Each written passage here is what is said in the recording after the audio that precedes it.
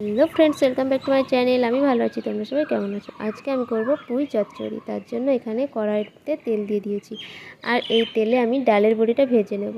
তো তোমরা চাইলে কিন্তু সর্ষের তেল দিয়ে রান্না করতে পারো, আমি সাদা তেলে করছি। তারপর এতে আমি ফোড়নে দেবো পাঁচফোড়ন, তেজপাতা আর কলাইয়ের ডাল, আর সঙ্গে দিয়ে দেবো আমি কয়েকটা কাঁচা লঙ্কা চেরা। লঙ্কাটা তোমরা তোমাদের ইচ্ছা মতো দেবে। তারপর এটা একটু নাড়াচাড়া করার পর আমি যে পুঁইগুলা কেটে রেখেছিলাম সেই পুঁইগুলা দিলাম, আর সঙ্গে বেগুন, সিম আর আলু সব কিছু দিয়ে বেশ ভালো করে নাড়াচাড়া করে নেব। তারপর আমি এতে পরিমাণ মতো লবণ আর পরিমাণ মতো হলুদ গুঁড়ো দেবো, দিয়ে আবারও এটাকে নাড়াচাড়া করে নিয়ে এটাকে আমি একটু ঢাকা দিয়ে দেবো কিছুক্ষণের জন্য।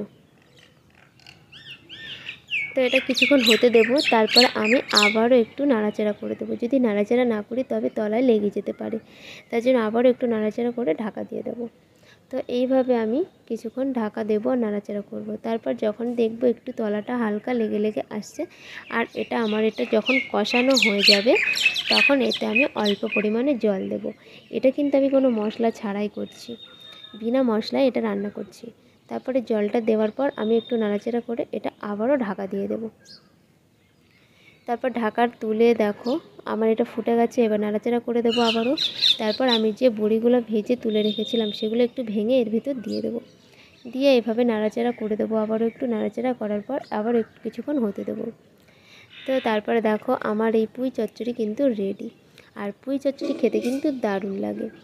তোমরাও একবার এইভাবে বানিয়ে দেখো। আর আমার ভিডিওটা ভালো লাগলে লাইক, কমেন্ট, শেয়ার আর সাবস্ক্রাইব করতে ভুলো না। দেখা হচ্ছে পরের ভিডিওতে। ততক্ষণ ভালো থাকো।